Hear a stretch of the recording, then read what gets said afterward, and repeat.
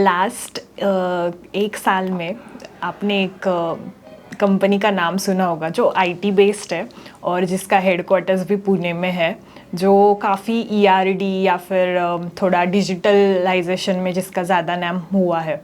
I think अब तक आप लोगों ने गेस कर ली होगी। आज हम बात करेंगे परसिस्टेंट सिस्टम्स के बारे में। हेलो एवरीवन, मेरा नाम है श्रुति खोपड़े। मैं आज आपके लिए एक डिटेल एनालिसिस लेके आई हूँ about persistent systems. So basically ये जो स्टॉक है ये ज़्यादा लाइमलाइट में या फिर इस पर फोकस अभी रिसेंट में ही आया है लास्ट 1-2 साल में। तो ऐसे क्या फैक्टर्स है जो इसको थोड़ा डिफरेंट बनाता है ये कंपनी को कंपेयर टू अदर जो बड़ी आईटी फर्म्स है जैसे टीसीएस, इन्फोसिस। इनसे क्या डिफरेंट ये लोग कर रहे हैं so that they have that double digit growth, और किस बेसिस पे मार्केट इसको वैल्यू कर रहा है। तो ये सारा हम लोग जो हमारा इन्वेस्ट यदना का जो 5G एनालिसिस है, तो बेस्ड ऑन दैट एक डीप एनालिसिस यहाँ पे मैंने किया है। तो just let's dive into it. अगर ऑन समरी बेसिस पहले बात करेंगे कि क्यों परसिस्टेंट सिस्टम डिफरेंट है compare to other IT firms, तो ये लोगों का primary focus software and platform engineering में है। ये क्या होता है सेगमेंट, इसमें क्या ये लोग डील करते हैं, विथ एग्जाम्पल मैं आगे आपको डिटेल में बताऊंगी।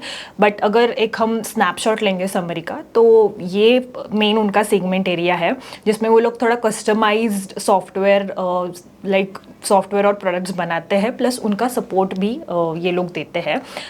इन्होंने 2022 से ही न्यू ये जो टेक्नोलॉजीज़ है, मशीन लर्निंग या फिर एआई वगैरह यूज़ करना चालू किया है। ये विच इज़ लाइक मोर और लेस सारी फर्म्स लाइक आईटी फर्म्स कर रही है, बट थोड़ा सा ये फर्स्ट लाइक अर्ली स्टार्ट वाला इनको एक वहाँ पे अपॉर्चुनिटी या फिर मोड बोल सकते हैं, अर्ली स्टार्ट का मिला है। इनका मेनली R&D एंड इनोवेशन पे फोकस है। इनका खुद का इंक्यूबेटर भी है, उसके बारे में भी हम लोग आगे बात करेंगे। तो इन हाउस ही ये सारा इनोवेट करते हैं। प्लस इनके जो मेनली कस्टमर्स है वो Tier 2 Tier 3, मतलब जो बड़े कस्टमर्स होते हैं, जैसे फॉर एग्जांपल कोई गवर्नमेंट है या फिर बड़ी MNC है। रादर देन दैट ये थोड़ा सा छोटे लेवल पे जो स्मॉल स्केल कंपनीज होती है, बुटीक फर्म्स या फिर स्टार्टअप्स के लिए वगैरह, ये लोग ज़्यादा काम करते हैं। और इनकी हाईटेक में एक्सपर्टीज़ है। ये एक्सपर्टीज़ भी इनके बहुत सारे एक्विजिशन से ड्रिवन है, जो उन्होंने 2015 के बाद ज़्यादा अग्रेसिवली किया है। तो वो भी हम आगे जाके देखेंगे। तो ये 4-5 मेन पॉइंट्स है जिसकी वजह से इनको थोड़ा सा प्रीमियमाइजेशन मार्केट दे रहा है। अगर हम कंपनी के पोर्टफोलियो की बात करेंगे तो मेनली ये लोग 3 इंडस्ट्री में है, लाइक सेगमेंट्स में है। फर्स्ट इज सॉफ्टवेयर हाईटेक, जिसमें मैंने बोला ऑलरेडी कि डिजिटलाइजेशन, एआई या फिर मशीन लर्निंग यूज़ करके ये लोग यहाँ पे प्रोडक्ट्स बनाते हैं। उसके बाद बैंकिंग और फिनेंशियल में भी ये लोग सर्विसेज देते हैं, and health care and life science में है। इसका सेगमेंट का क्या प्रपोर्शन है वगैरह वो भी हम लोग आगे डिटेल में देखेंगे। तो मेनली ये 3 इंडस्ट्री में ये लोग है विथ देयर वेरियस सर्विसेज, जो नेक्स्ट स्लाइड में है।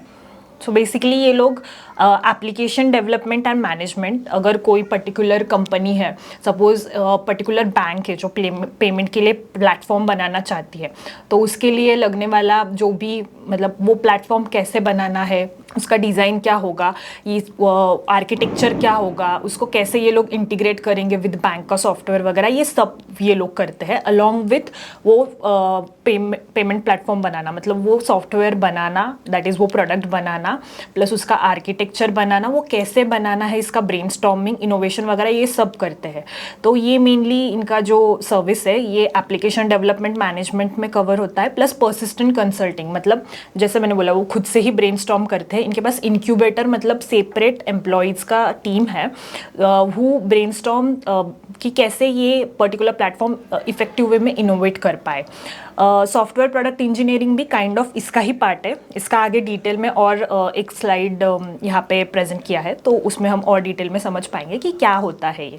डेटा एनालिटिक्स अगेन ये सारी ही कंपनीज अभी कर रही है, based on data points analysis करना। जैसे फॉर एग्जांपल कोई पर्टिकुलर सपोज रिटेल वाला कंपनी है जो कोल्ड ड्रिंक्स में वगैरह है, तो बेस्ड ऑन कितना सेल हुआ है कौन से रीजन में, या फिर कौन से जेंडर वाले लोग पर्टिकुलर ड्रिंक ज़्यादा ले रहे हैं वगैरह, तो based on these data points वो एक कंक्लूसिव बेसिस पे एक रिजल्ट ड्रिवन एनालिसिस करके देते हैं।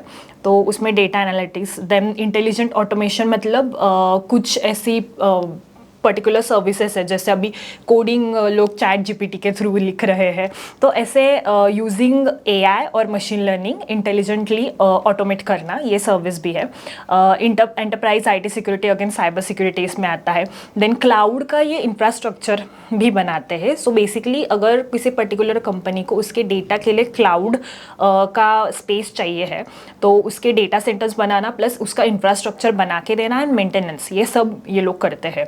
CX ट्रांसफॉर्मेशन मतलब डिजिटलाइजेशन। सपोज एक पर्टिकुलर हॉस्पिटल अभी मैन्युअली बुक्स अगर मेंटेन कर रहा है and if it wants to be that digitalise कि कितने पेशेंट आए एक दिन में वगैरह, इसके लिए सारा डिजिटल सॉल्यूशन ये लोग बना के देंगे उनको, एक पर्टिकुलर सॉफ्टवेयर ही बना के देंगे बेसिकली, जो ये सब ड्रिवन करेगा। तो again this is link to the software and product development. And enterprise integration means again end-to-end सारा services like from the start of manufacturing till sales, सारा services का एक automated solution, या फिर ये बोल सकते हैं कि एक recording के लिए integration like whole integration digitally करना, ये भी ये करते हैं। तो summary basis पे हम बोल सकते हैं कि इनका differentiation mode ये है, एक तो cloud का infrastructure end-to-end ये करते हैं, maintain भी करते हैं, प्लस उसका support services भी देते हैं, and second is software and product का जो इंजीनियरिंग है, तो ये इनोवेट भी खुद ही करके देते हैं, क्योंकि TCS और इन्फोसिस में ये मतलब थोड़ी बहुत सर्विसेज इनमें से आउटसोर्स हो सकती है जहाँ पे ये लोगों को एक्स्ट्रा कॉस्ट बेयर होगा, बट परसिस्टेंट यहाँ पे खुद से ही innovate, like they have technical employees जो ये सब इनोवेशन वगैरह करते हैं, एंड वो लोग ही खुद ये सारा प्रोडक्ट्स बना के उसका सपोर्ट सर्विसेज मतलब लाइफ टाइम सपोर्ट या फिर मेंटेनेंस वगैरह वो ओवरऑल भी प्रोवाइड करते हैं। तो this will be like differentiating point for persistent. अगर हम पर्टिकुलर सॉफ्टवेयर प्रोडक्ट इंजीनियरिंग ये सेगमेंट की बात करें या फिर ये इंडस्ट्री की ही बात करें जो हाईटेक में इनका पोर्शन है, तो इसमें ये लोग थोड़ा सा, इनके पास बहुत सारे खुद के प्रोप्राइटरी सॉल्यूशंस मतलब आईपी इंटेलिजेंट वाले सॉल्यूशंस हैं। तो जैसे कि यहाँ पे एक लिस्ट ही है राइट साइड में, अगर आप देखोगे ये स्लाइड में, तो विंगमेट करके एक जेनरेटिव एआई बेस्ड सॉल्यूशन है जो सॉफ्टवेयर के डिज़ाइन में या फिर डेवलपमेंट में हेल्प करता है। देन extensure.ai भी है जो प्रोडक्ट टेक ओवर मॉडर्नाइजेशन में इनको हेल्प करता है। Then Persistent intelligent cloud, again cloud के लिए एक ये एआई बेस्ड सॉल्यूशन है। डिजिटल ग्रीन हाउस मतलब यहाँ पे इनका ये एक इनिशिएटिव है which is a design led approach. तो यहाँ पे इनके इंक्यूबेटर्स है। सो बेसिकली यहाँ पे ये थोड़ा बहुत ब्रेनस्टॉर्म करते हैं कि कैसे एक पर्टिकुलर प्लेटफॉर्म बनाए या फिर इसको कैसे आगे design based with human touch वहाँ पे कैसे हम लोग बनाए। तो इसका भी आगे डिटेल में एक स्लाइड है, तो we will see it there. Then Ignite करके अगेन है जो डेली एक्टिविटी जैसे रिक्वेस्ट एक्सेस या फिर कुछ रिव्यू करना है ऑडिटिंग के लिए वगैरह वो यूज़ होता है। देन कनेक्टर फैक्ट्री ये डेटा इंटीग्रेशन के लिए है। देन परसिस्टेंट जेन एआई हब मतलब इन्होंने ये पर्टिकुलरली जनरेटिव एआई अभी बहुत लाइक इसकी बातें हो रही है, तो उसके लिए एक प्लेटफॉर्म इन्होंने अगेन बनाया है। देन सासवा SASVA, सो सासवा ये एक नया प्लेटफॉर्म ये लोग अभी लाइक बनाया है इन्होंने already, and they are like trying to explore it more. तो इनका मेनली अभी फोकस थोड़ा सा सासवा पे है in case of product engineering, because this is particularly AI based platform. So at the time of software making, अगर जो software पहले डेवलपमेंट के टेस्ट में रहा है, सो पहले तो ये लोग एक पर्टिकुलर आइडिया के बेस्ड पर वो सॉफ्टवेयर बनाएंगे, देन उसका डेवलपमेंट करते टाइम स्टेजेस में डेवलपमेंट होता है, तो फिर उस टाइम पे टेस्टिंग भी बहुत like for quality assurance extensive level पे करनी पड़ती है। तो बिकॉज ऑफ दिस प्लेटफॉर्म उन्होंने बोला है कि lot of like 100% almost testing automate हो चुकी है। सो बेस्ड ऑन एआई ये लोग वो टेस्टिंग करेंगे, प्लस उसका क्वालिटी अश्योरेंस भी ये प्लेटफॉर्म के थ्रू ही वो इंश्योर करेंगे कि अप टू द मार्क है जैसे कस्टमर को चाहिए था।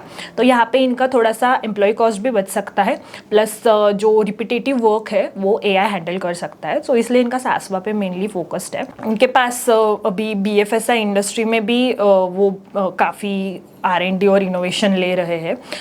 BFSI मतलब जो बैंकिंग फिनेंशियल इंश्योरेंस सर्विसेज वाली कंपनीज है उनके लिए।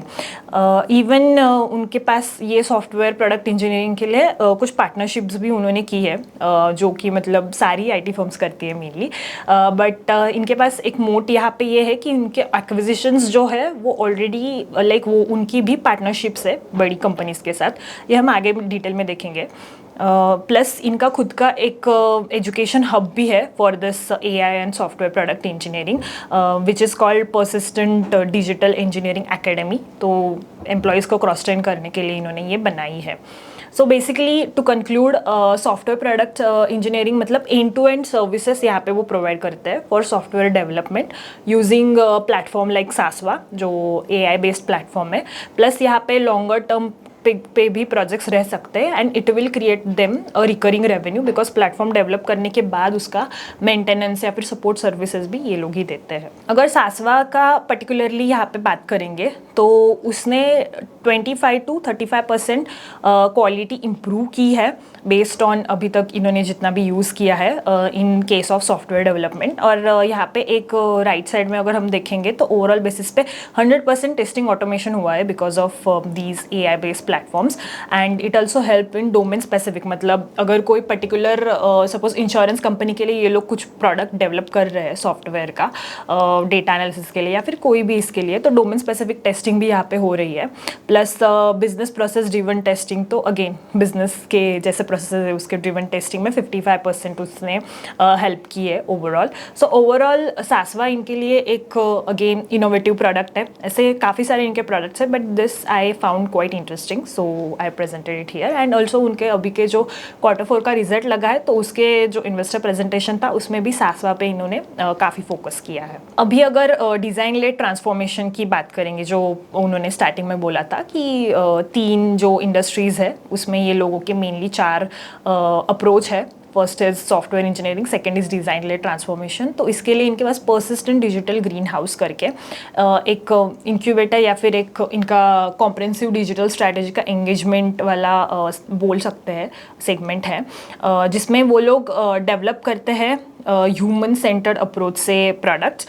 तो यहाँ पे वो सबसे पहले लाइक 5 स्टेप मॉडल है ये। तो basically this is again a design led transformation के लिए हेल्प करता है। और जैसे मैंने बोला कि इंक्यूबेटर्स है इनके पास इसमें, तो फर्स्ट वो डिस्कवर करेंगे कि पर्टिकुलर सपोज कस्टमर आया है कि what is their want, then थोड़ा बहुत इनोवेट करेंगे टेक्निकल एम्प्लॉयज़ की कैसे इसको इफेक्टिव मैनर में या फिर कॉस्ट एफिशिएंसी में नए टेक्निक्स के साथ वो डेवलप कर सकते हैं। And then they will design and architect that and उसका फिर डेवलपमेंट आगे चालू होगा। तो basically it is just ancillary to the software development। अगर इसकी अब तक की बात करें, कंपनी की ओवरऑल अब तक की बात करें तो ये 33 इयर्स प्लस कंपनी का हो गया है since their founding. So 2000 like 1990 में कंपनी का जर्नी चालू हुआ था। 2000 में उनको पहला इंटेल के साइड से इन्वेस्टमेंट मिला था। मिस्टर आनंद देशपांडे ये फाउंडर है कंपनी के, जो अभी तक कंपनी के साथ है। प्लस इसके बाद फिर अभी तक like they have given this 6 orbit. So first orbit is companies innovation like inauguration या फिर फाउंडिंग। सेकेंड ऑर्बिट में इन्होंने आउटसोर्स प्रोडक्ट और डेवलपमेंट चालू किया। यहाँ पे 2005 में उनको इन्वेस्टमेंट मिली है from Norwest and Gabriel Ventures. And then Third Orbit में फिर उन्होंने धीरे धीरे एक्सपेंशन चालू किया। 2010 में IPO हुआ परसिस्टेंट का पहले, जो NSE BSE दोनों में हुआ था। एंड 2016-19 में उन्होंने रैपिड एक्सपेंशन चालू किया। यहाँ पे उन्होंने कुछ एक्विजिशंस भी किए हैं which is mainly digital transformation, मतलब क्लाउड बेस्ड थोड़ा बहुत यहाँ पे फोकस था। एंड देन 2019 और 23 में इन्होंने इंजीनियरिंग की तरफ बढ़ना चालू किया। एंड 2024 ऑनवर्ड्स यहाँ पे उन्होंने बोला है अनलॉकिंग न्यू ग्रोथ सेक्टर। तो यहाँ पे एक बात ये हम नोट कर सकते हैं कि अभी के लिए ये बस BFSI और हेल्थ केयर एंड हाईटेक में ही है।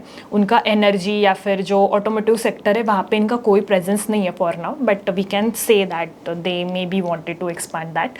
वहाँ पे वो लोगों को एक अपॉर्चुनिटी यहाँ पे दिखती है। अगर ओवरऑल अगेन ईयर स्पेसिफिक थोड़ा बहुत जर्नी की बात करें तो 1990 में, जैसे मैंने बोला, आनंद देशपांडे जी ने 21,000 डॉलर के साथ ये कंपनी फाउंड की थी। वो ऑलरेडी एम्प्लॉय रह चुके हैं हैवलेट पैकर्ड के। सो बेसिकली ये एक अमेरिकन एमएनसी है जो सॉफ्टवेयर डेवलप करती है।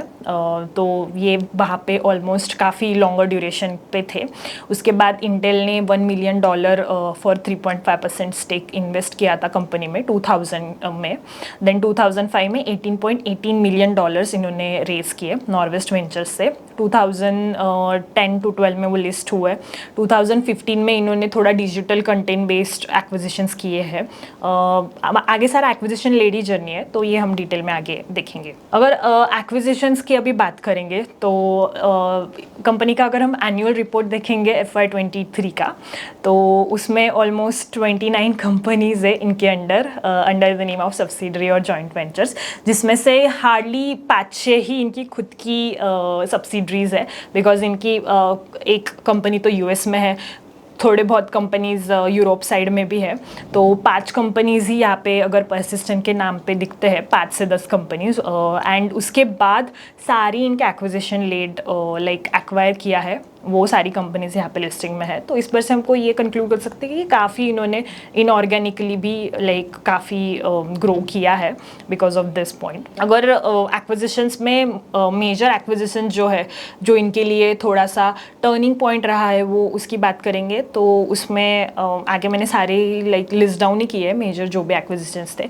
तो 2015 में उन्होंने अकुमिना करके एक कंपनी है, यूएसए में थी ये पहले, एक्चुअली उसका अभी इन्होंने डिसोल्यूशन किया है, बट ये एक्वायर की थी 2015 में फॉर $2.5 लाख का कंसिडरेशन, जो मेनली डिजिटल कंटेंट मैनेजमेंट में थे। सो जो भी ऑनलाइन कंटेंट मैनेजमेंट वगैरह रहता है उसके रिलेटेड सॉल्यूशंस में थी।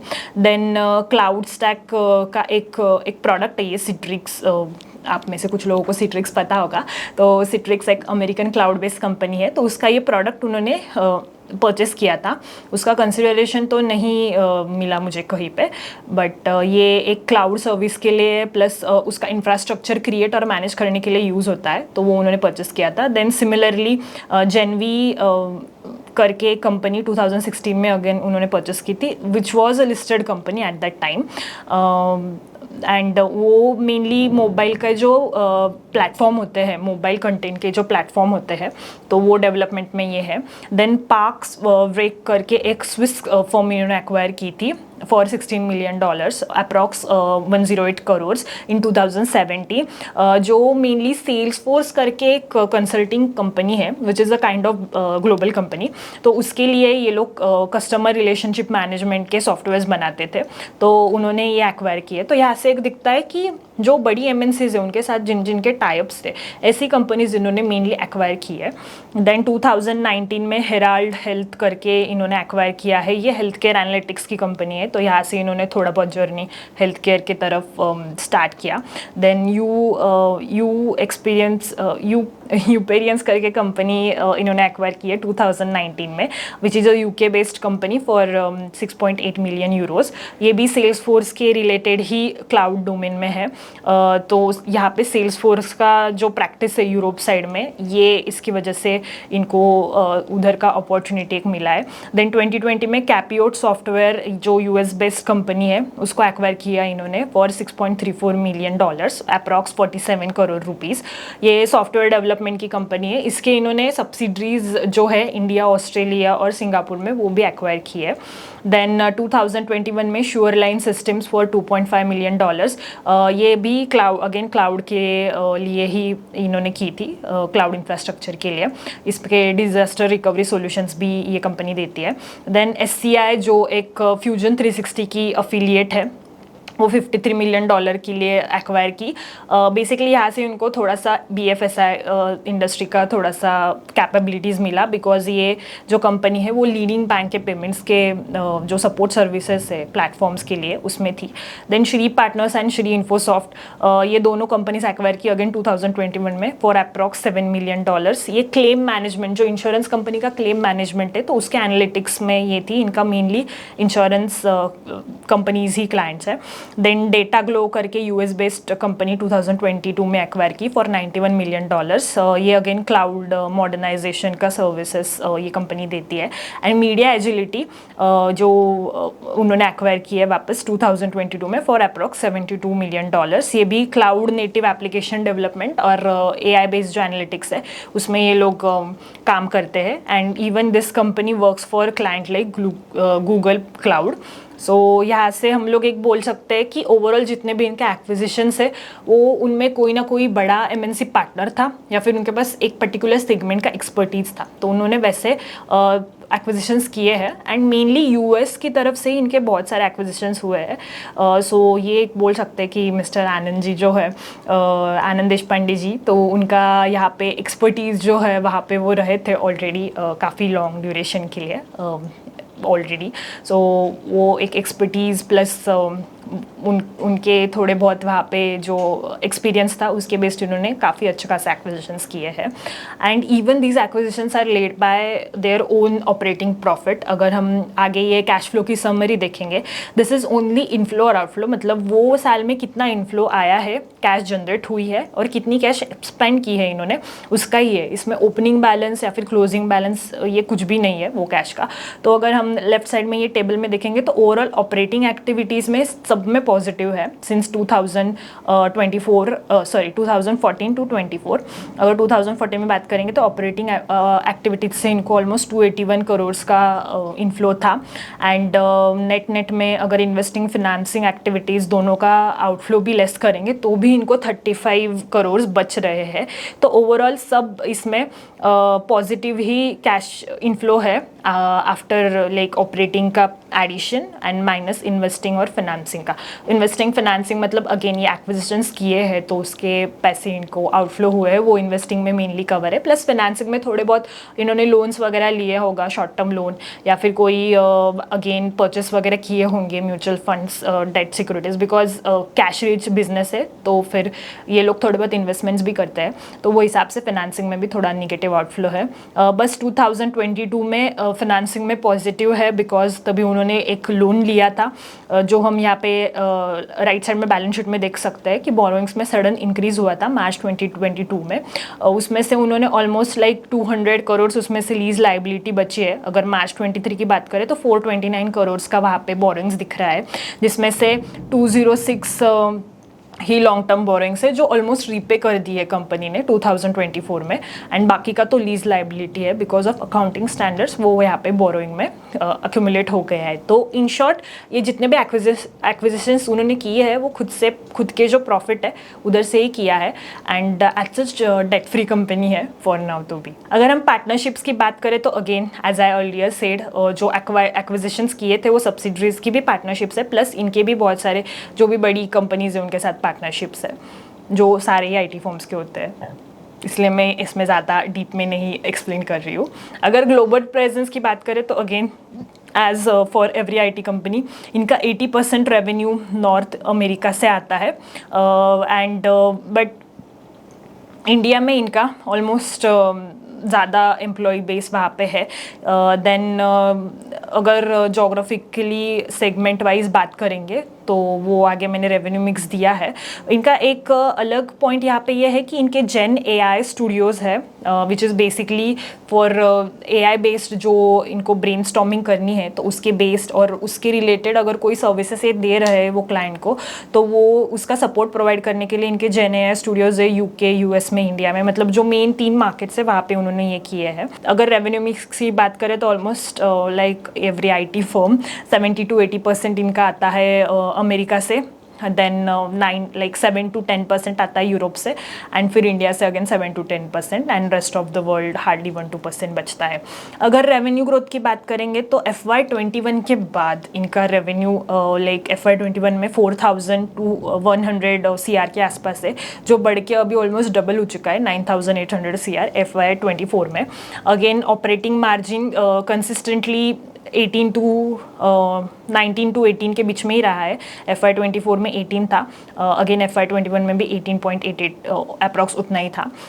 अगर नेट प्रॉफिट मार्जिन की बात करेंगे तो वो इनका कम है like compare to other firms, but it is around 11 to 9 to 11% बोल सकते हैं, अभी 11.13 है FY24 में। सो बेसिकली अगर ओवरऑल एक्विजिशंस के बाद का जेस्टेशन पीरियड हम पकड़ेंगे तो उसके बाद इनका जो भी ग्रोथ हुआ है वो बिकॉज ऑफ इंजीनियरिंग जो सेगमेंट है उनका बड़ा है और उसकी वजह से हुआ है। प्लस यहाँ पे बोल सकते हैं कि कोविड के बाद इनका अच्छा खासा ज़्यादा रेवेन्यू ग्रोथ हुआ है। अगर सेगमेंट वाइज ले या फिर इंडस्ट्री वाइज रेवेन्यू मिक्स की बात करेंगे तो इनका 50% ऑलमोस्ट हाईटेक कवर करता है, देन 30% BFSI और रिमेनिंग 20% हेल्थ केयर कवर करता है। एम्प्लॉय मैट्रिक्स में भी कंटिन्यूसली नंबर ऑफ एम्प्लॉयज़ यहाँ पे बढ़ते ही दिख रहे हैं बिकॉज ये थोड़ा बहुत अभी जेन स्टूडियोज़ अगेन इन्होंने अभी रिसेंट के कॉल में भी कस्टमर सर्विसेज की बात की है कि वो कस्टमर सर्विसेज डिजिटल सर्विसेज के लिए customer centres like they will establish them global base पे, तो वहाँ पे भी थोड़ा सा एक अपटिक हो सकता है एम्प्लॉय एडिशन में। यूटिलाइजेशन भी ऑलमोस्ट इनका 70-80% के अप्रॉक्स ही रहा है which is quite consistent which is a good thing. And attrition rate भी कम हुआ है, अभी तो सभी IT सेक्टर में ही वो ट्रेंड है, बट अभी तक का सबसे लोएस्ट अट्रीशन है सिंस FY18। इन FY24 अप्रॉक्स 11.5%। अगेन इनका एफर्ट मिक्स अभी बिकॉज पुणे में इनका हेडक्वार्टर है, एम्प्लॉय बेस भी पुणे में ज़्यादा है लाइक नंबर ऑफ एम्प्लॉयज़, तो एम्प्लॉय मिक्स इंडिया का ज़्यादा है, it is almost 86% compare to global जो GDC मतलब ग्लोबल डिस्ट्रीब्यूशन सेंटर्स है तो उसका ऑलमोस्ट 14% है। Global distribution centre basically company की सब्सिडरी कंपनी होती है जो अपार्ट फ्रॉम इट्स हेडक्वार्टर, अभी जैसे पर्सिस्टेंट के केस में वो पुणे में है, तो अपार्ट फ्रॉम पुणे बाहर अगर इंडिया के बाहर अगर कोई कंपनी की पर्टिकुलर सब्सिडरी है तो वहाँ पे वो लोग थोड़ा बहुत बैकएंड के सर्विसेज लाइक सपोर्ट सर्विस या फिर रिपोर्टिंग फिनेंशियल रिपोर्टिंग वाले सर्विसेज देते हैं, तो उनको ग्लोबल डिस्ट्रीब्यूशन सेंटर बोलते हैं। तो ये इसका मिक्स कंपनी के लिए ऑलमोस्ट 14% है। अगर क्लाइंट मैट्रिक्स की बात करेंगे तो concentration of client as a percentage of revenue, top 1 client का 9% है जो अभी 9% हुआ है FY24 में। अगर हम FY18 में देखेंगे तो it is almost 26%। Again top 5 clients भी 44% जो FY18 में थे वो कम होकर अभी 28% हुआ है। टॉप 10 क्लाइंट्स भी 53% से कम होकर 39 हुआ है। तो ओवरऑल कंटिन्यूसली इनका क्लाइंट कॉन्सेंट्रेशन कम हुआ है which is a good thing. This is mainly led by the increase in customer base. अगर हम नेक्स्ट स्लाइड में देखेंगे तो इनके नंबर ऑफ कस्टमर्स यहाँ पे बड़े हैं इन segment of $1 to $5 million, because I already told you at the start इनका Tier 2 Tier 3 क्लाइंट्स जो छोटे क्लाइंट्स है उस पर ज़्यादा फोकस है, बिकॉज बड़ी IT कंपनीज छोटे क्लाइंट्स पे इतना फोकस नहीं देती है बिकॉज मार्जिन भी वहाँ पे थोड़े बहुत कम हो सकते हैं, तो उसकी वजह से इनका मेनली बड़ी IT कंपनी जैसे TCS इन्फोसिस है उनका मेनली फोकस बड़े क्लाइंट्स पे रहता है। तो इसीलिए फिर पर्सिस्टेंट जैसे जो ग्लोबल कंपनीज है बट Tier 2 वाली है तो उनको यहाँ पे आसानी हो जाती है to capture that small market. तो इसीलिए इनका $1 to $5 million के जो पैरामीटर में कंज्यूमर्स है वो ज़्यादा है as compare to greater than $5 million। And उसका increase like number of customers का इंक्रीज रेट भी यहाँ पे ज़्यादा है। अगर हम $1 to $5 million के कस्टमर्स FY18 में देखेंगे तो वो 53 है एज कम्पेयर टू FY24 में वो 138, मतलब ऑलमोस्ट ट्रिपल हो चुके हैं। बट ग्रेटर देन $5 million के कस्टमर्स देखेंगे तो वो 18 ही है जो अभी 40 हुए हैं। तो यहाँ पे एक थोड़ा सा लाइक नंबर्स फास्टर ग्रो हुए हैं इन केस ऑफ 1 to 5। तो DSO मतलब डेट सेल्स आउटस्टैंडिंग, तो मेनली जो सेल्स होने के बाद मतलब रेवेन्यू इंकर करने के बाद उसका कैश फ्लो में कितना जनरेट होने का जो टाइम रहता है वो अराउंड 60 to 65 डेज है, तो which is kind of like good thing. उसकी वजह से ये कैश रिच बिजनेस है इनका। हमने अगर लास्ट में देखा था कैश फ्लो भी काफ़ी पॉजिटिव है बिकॉज ऑफ दैट, एंड इनका वो कंसिस्टेंटली वही रेंज में रहा है of 65 to like 55 to 65 days के बीच में। अगर हम ऑर्डर बुक की भी बात करें तो बिकॉज इनका सॉफ्टवेयर डेवलपमेंट का भी सेक्टर है, इवन ये लोग रिपेयर्स वगैरह भी करते हैं, तो रिन्यूअल यहाँ पे कॉन्ट्रैक्ट्स हो सकते हैं, रिकरिंग बेस पे यहाँ पे इनको रेवेन्यू मिल सकता है। तो एज ऑन Q4 FY24 इनके पास $302 million का न्यू कॉन्ट्रैक्ट वैल्यू है। एंड अगर हम रिन्यूअल वाला मतलब रिकरिंग बेस का देखेंगे तो 146 USD मिलियन डॉलर्स का डील बुक है, which is quite like growing pace पे ही है एज कम्पेयर टू अगर Q1 FY22 की बात करें तो उससे ये लाइक ग्रोथ के बेस पर ही है, ग्रोइंग बेस पर ही है। अगर शेयर होल्डिंग पैटर्न देखेंगे यहाँ पे तो DIS का मेनली शेयर होल्डिंग यहाँ पे थोड़ा सा गिरता हुआ दिख रहा है। मार्च 23 में वो 27.59 था, मार्च 24 में 25.88 हुआ है। FIS का 20.55 से लेके बड़ा है 24.96 में। एंड प्रमोटर्स की बात करेंगे तो प्रमोटर का कंसिस्टेंट ही रहा है, पॉइंट में थोड़ा सा कम हुआ है, 30.02 है मार्च 24 में। मेनली इनके प्रमोटर्स में जो फाउंडर है आनंद देशपांडे, उनका 29.70% है यहाँ पे शेयर होल्डिंग का एज ऑफ मार्च 24।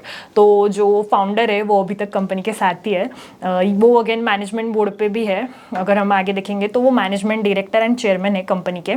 तो उनके पास आई ऑलरेडी टोल्ड कि 1990 में कंपनी बनी थी, उनके पास अच्छा खासा एक्सपीरियंस है। उन्होंने IIT से अपनी इंजीनियरिंग की डिग्री कंप्लीट की है।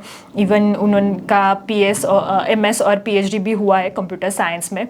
देन जो CEO है संदीप कालरा, तो उन्होंने लाइक IIM कलकत्ता से उन्होंने ग्रेजुएशन कंप्लीट किया है। वो पहले 16 इयर्स HCL में थे, अच्छा खासा एक्सपीरियंस उनको भी है यहाँ पे। CFO जो है सुनील सापरे, तो उनको भी 30+ साल का एक्सपीरियंस है। And again these are like independent directors. तो ओवरऑल मैनेजमेंट ऑन बोर्ड जो है उसको अच्छा खासा एक्सपीरियंस है। एंड जो फाउंडर्स है since the founding of company, Anand Deshpande, वो अभी तक कंपनी के साथ ही है, which is a good thing. अगर वैल्यूएशंस की बात करेंगे यहाँ पे तो करंट PE कंपनी का almost near to the like as on 9th of May की यहाँ पे बात करेंगे तो it is around 47.25 which is near to the 3-year median जो 45.26 है एंड 5-year मीडियन 37.88 है। तो यहाँ पे 5-year मीडियन कम है as compare to 3-year because ये जो रैली आई है स्टॉक में रिसेंटली आई है 2022 और 21 से। एंड रेट अगर रेशियोज़ की भी बात करेंगे तो ROC ROE भी अच्छा खासा इंक्रीजिंग लेवल पे ही है। मार्च 21 में वो 23.7 था, अभी 31.44 है। ROCE भी 17.66 है, मतलब 26.36 हुआ है 23 में, तो वो अगेन इंक्रीजिंग बेस पे है। कंपनी एज सच कोई फ्यूचर का गाइडेंस नहीं देती है, बट जो रिसेंट का अभी उनका कॉन कॉल हुआ है Q4 FY24 का, तो उसमें जो CEO है संदीप कालरा, तो उन्होंने यही बताया था कि like as compare to the industry ये इनके पास डिफरेंशिएशन ये है कि इन्होंने ऑलरेडी बहुत सारे इनिशिएटिव्स फर्स्ट हैंड बेसिस पर ही लिए हैं। जेन AI, जैसे कि मैंने बोला 2022 में उन्होंने थोड़ा बहुत मशीन लर्निंग वगैरह चालू किया था, तो उनके पास AI की कैपेबिलिटीज़ है। प्लस उन्होंने कस्टमर एक्सपीरियंस सेंटर्स भी अभी एक्सपांड करना चालू किया है इन US, लंदन और पुणे और बाकी के भी जो उनके लाइक जिधर सब्सिडरीज है वहाँ पे। तो overall management is quite positive to remain the margins at stable. जो अभी मार्जिन्स है उनका थोड़ा ग्रोथ पे फोकस है रादर दैन मार्जिन इंप्रूवमेंट। ये भी है, अगर राइट साइड वाला हम देखेंगे जो ट्रांसक्रिप्ट का यहाँ पे मैंने स्नैपशॉट लिया है, तो वहाँ पे उन्होंने खुद ने ही बोला है कि हमारा फोकस मेनली अभी ग्रोथ पे है because they want to grow into different regions और इंडस्ट्रीज। तो मार्जिन इंप्रूवमेंट लाइक पॉसिबल है, बट उनका फोकस वहाँ पे नहीं है। तो क्वांटिटेटिव बेसिस पे तो कोई गाइडेंस नहीं दिया है as such, but for now we can conclude कि एक स्टेबल लेवल पे इनके मार्जिन्स रह सकते हैं। अगर अभी कंपैरिजन करेंगे परसिस्टेंट का विथ जो IT फर्म्स है बड़ी, जैसे TCS और HCL टेक यहाँ पे मैंने ली है, तो उसका ओवरऑल जो हमारा इन्वेस्टर का 5G एनालिसिस है, तो उसके बेस्ड अगर कंपैरिजन करें यहाँ पे, तो सबसे पहले मैंने फिनेंशियल्स लिया है। This is the data is based on FY24 because अभी ऑलरेडी सबके रिजल्ट्स लग चुके हैं, तो मैंने ओवरऑल ईयर का ही डेटा यहाँ पे लिया है। तो परसिस्टेंट का अगेन यहाँ पे revenue growth year on year almost 18% है, TCS का 7%, HCL का 8%। तो ओवरऑल परसिस्टेंट का डबल डिजिट रेवेन्यू ग्रोथ है बिकॉज जैसे मैंने बोला कि Tier 2 ये मेनली कॉन्सेंट्रेट करते हैं एंड इनका थोड़ा सा इनोवेटिव सोल्यूशन के बेस्ड ज़्यादा है, तो यहाँ पे एक प्रीमियमाइजेशन हमको दिख सकता है। एंड CC टर्म्स में रेवेन्यू ग्रोथ YoY बेसिस पे इन्होंने तो नहीं दी है, but again it is single digit for TCS and HCL tech. Operating profit की बात करेंगे तो ऑपरेटिंग मार्जिन 18.36% रहा है परसिस्टेंट का एज कम्पेयर टू TCS का यहाँ पे 24.6, तो TCS का यहाँ पे ज़्यादा है बिकॉज इनका कस्टमर बेस भी ज़्यादा है, रेवेन्यू टर्म्स में भी एक्सपर्टीज़ भी ज़्यादा है, तो ओवरऑल एंड बड़े कस्टमर से तो अच्छा खासा यहाँ पे इनको मार्जिन मिलता है। एंड HCL टेक का यहाँ पे 18.2, तो परसिस्टेंट और HCL tech it's kind of near by in terms of margin. Persistent का मार्जिन थोड़ा सा गिरा है बेसिस 68 बेसिस पॉइंट्स है, which is due to client consolidation वगैरह थोड़े बहुत हुए हैं, विच इज़ क्वाइट लाइक सबका वही था FY24 में, ज़्यादा यहाँ पे वेरिएशन नहीं है। अगर नेट प्रॉफिट मार्जिन की बात करेंगे तो 11.13% है परसिस्टेंट का, TCS का 11%, HCL का 14.3, तो नेट प्रॉफिट में ज़्यादा कुछ डिफरेंस नहीं है, इट्स लाइक नियर और लेस सेम। देन TCV डील्स, मतलब जो डील्स इनको मिली है एज ऑन Q4 FY24, तो परसिस्टेंट का 0.318 billion, TCS again global level पे लाइक इंडिया में तो पहला है, तो दैट्स वाई इट्स लाइक उनको सिग्निफिकेंट अमाउंट डील्स मिली है, 13.20 बिलियन। HCL का 2.30 बिलियन है। रेवेन्यू मिक्स परसिस्टेंट का यहाँ पे अमेरिका फोकस ज़्यादा दिख रहा है, 80% है as compare to TCS 53 and HCL tech का 65। तो this is because again majorly इनकी जो एक्विजिशंस है, मतलब एक्वायर जो इन्होंने कंपनीज की है वो US बेस्ड है, जिनके क्लाइंट्स भी US बेस्ड ही है, एंड बिंग लाइक वहाँ से ही कंपनी थोड़ा बहुत ग्रो होना चालू हुई है, तो इसलिए उनका रेवेन्यू मिक्स वहाँ से ही ज़्यादा आया है। एंड यूरोप का यहाँ पे 9% है, TCS का यूरोप का रेवेन्यू मिक्स 31% है एंड HCL का 29%, तो यहाँ पे यूरोप साइड ज़रा थोड़ा कम है। And then rest of world में इंडिया भी आता है, तो परसिस्टेंट का वहाँ पे 11%, TCS का 16 एंड HCL का 6% है। सेगमेंट वाइज देखेंगे तो BFSI का परसिस्टेंट का 32% है, TCS का भी 32% ही है, एंड HCL टेक का यहाँ पे कम है विच इज़ 22%। हेल्थ केयर में 21% है परसिस्टेंट का, TCS का 11 और HCL टेक का 17%, तो ओवरऑल लेस मोर और less on similar pace with TCS and HCL tech, Persistent का उतना ही है। सॉफ्टवेयर हाईटेक में यहाँ पे परसिस्टेंट का ज़्यादा है, जैसे कि मैंने बोला इनका मेन फोकस यहाँ पे ही है, तो 47% इनका यहाँ से है एज कम्पेयर टू TCS और HCL टेक का वहाँ से 9 और 13% है। And then TCS and HCL tech again other segments में भी है, एनर्जी, कम्युनिकेशन, रिटेल में वगैरह भी ये लोग है, तो वहाँ पे इनका 48% है।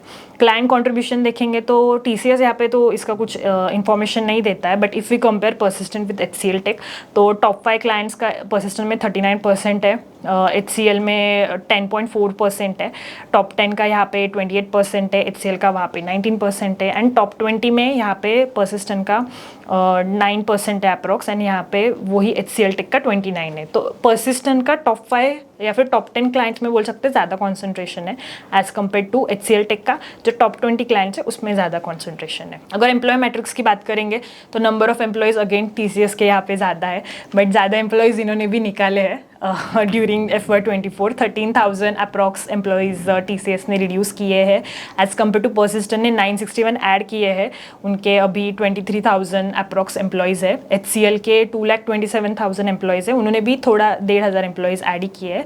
तो यहाँ पे हम बोल सकते हैं कि based on the base of number of employees persistent ने ज़्यादा नंबर ऑफ एम्प्लॉयज़ ऐड किए हैं। अट्रीशन रेट अगेन सबका ही कम रहा है, यहाँ पे सबसे कम फिर भी परसिस्टेंट का है which is 11.50% as compare to TCS और HCL। अगर वैल्यूएशन की बात करेंगे तो करंट PE रेशियो में ही हमको दिखता है कि परसिस्टेंट अभी एज ऑफ 9th में 47.25 के PE पे ट्रेड कर रहा है एज कम्पेयर टू TCS 31 पे है और HCL टेक 23 पे है। HCL टेक में काफ़ी लाइक वो स्टॉक री रेट हुआ आफ्टर देयर रिजल्ट्स और थोड़ा सा गाइडेंस भी इन्होंने कम किया है, तो उसकी वजह से वो अभी 23 हुआ है। तो यहाँ पे ही हमको दिखता है कि परसिस्टेंट थोड़ा सा प्रीमियम लेवल पे ही ट्रेड कर रहा है। इवन उनका 3 ईयर मीडियन पे भी 45 है, TCS का 31, HCL का 22 एंड 5 ईयर, बट यहाँ पे अगर हम 5 ईयर मीडियन में देखेंगे तो परसिस्टेंट का वो 38 है, TCS का वहाँ पे 30 है एंड इसका 20। तो TCS और HCL टेक के केस में 3 एंड 5 ईयर मीडियन में थोड़ा बहुत कंसिस्टेंसी है, बट परसिस्टेंट में वो यहाँ पे इंक्रीज़ हुआ है बिकॉज इनका रेवेन्यू भी इंक्रीज़ हुआ है सिंस लास्ट 3 ईयर्स, प्लस इनका काफ़ी ज़्यादा लाइक स्टॉक भी हायर प्राइस पे अभी ट्रेड कर रहा है, उसमें भी ज़्यादा राइज आया है, तो उसकी वजह से वो PE बढ़ा है। रेवेन्यू मार्जिन गाइडेंस की बात करें फॉर FY25 तो अगेन परसिस्टेंट TCS दोनों कुछ गाइडेंस नहीं देते, बट TCS में भी बोला है कि बिकॉज उनके पास अभी काफ़ी अच्छा खासा 13.2 बिलियन का ऑर्डर बुक आया है, तो यहाँ पे एक थोड़ा सा अपटिक दिख सकता है, बट सॉफ्टवेयर टर्म्स में ही रहेगा। एंड इवन परसिस्टेंट ने भी बोला है कि मार्जिन पे फोकस ना करते हुए ग्रोथ पे फोकस है, but they are kind of positive to maintain that current margin, जो अभी आई थिंक काइंड ऑफ 18% के अप्रॉक्स है। एंड HCL टेक में भी उन्होंने CC रेवेन्यू ग्रोथ दी है 3 to 5% फॉर FY25, और EBITDA मार्जिन भी लाइक EBIT मार्जिन इनका 18 to 19% के बीच में रहेगा, which is for FY24 approx 18%। So overall this was the analysis, detail analysis persistent का।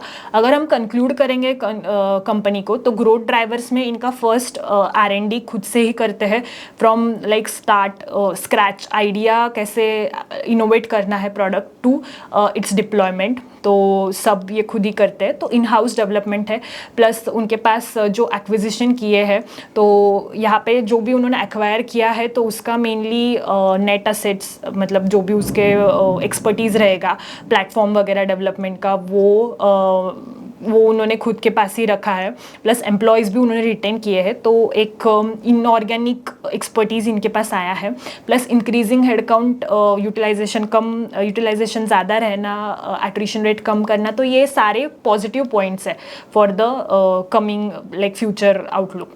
देन टॉप जो क्लाइंट है उसका कॉन्सेंट्रेशन भी कंटिन्यूस बेसिस पे इनका डिक्रीज ही हो रहा है, which is also good thing.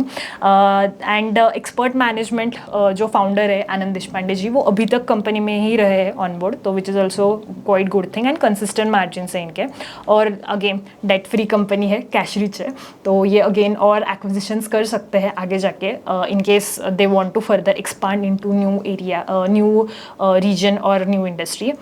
अगर रिस्क की बात करेंगे तो जो की कॉम्पिटिटर्स है, जो IT फर्म से बड़ी, जैसे अभी हमने TCS और HCL टेक के साथ इनका कंपैरिजन किया, तो वो एक रिस्क है if they want to do business into Tier 2, या फिर वो ज़्यादा वहाँ पे फोकस करे जहाँ पे इनका है प्रोडक्ट इंजीनियरिंग में, तो ये एक उनको स्ट्रॉन्ग कॉम्पिटिशन है वहाँ पे। अगेन अमेरिका में 80% रेवेन्यू स्पेंड, लाइक रेवेन्यू का इनका कॉन्सेंट्रेशन है, तो अगर वो इकोनॉमी में कुछ, अभी तो मैक्रो बेसिस पे वो इकोनॉमी रिसेशन में ही है, बट अगेन और कुछ स्पेंडिंग वहाँ पे डिक्रीज़ हुई तो उसकी वजह से भी इन पे इम्पैक्ट हो सकता है। इनका बस फोकस BFSI और लाइक जो इंश्योरेंस कंपनी है, हेल्थ केयर, वहाँ पे ही है अभी के लिए, तो वो इंडस्ट्री में अगेन कुछ हुआ तो then it will be like risk for the company. FY25 का मैनेजमेंट का फोकस अभी ग्रोथ पे है, मार्जिन पे नहीं है फॉर नाउ, वैसे उन्होंने बोला है, तो वहाँ पे हम एक like they are quite confident, but this can be a risk. And customer consolidation अगर वापस हुआ तो रेवेन्यू जो लेवल पे अभी है वो लेवल पे सस्टेन नहीं करेगा, then it can be a risk for the company. तो ओवरऑल ये पॉइंट्स पे मैं ये डिटेल एनालिसिस को कंक्लूड करती हूँ। मुझे आप लोग कमेंट्स में ज़रूर बताना कि आपको ये डिटेल एनालिसिस कैसे लगा और ये एज अ कंपनी परसिस्टेंट कैसे लगी। एंड ऐसे ही अमेजिंग वीडियोज़ के लिए हमारे चैनल पे बने रहना। Thank you so much.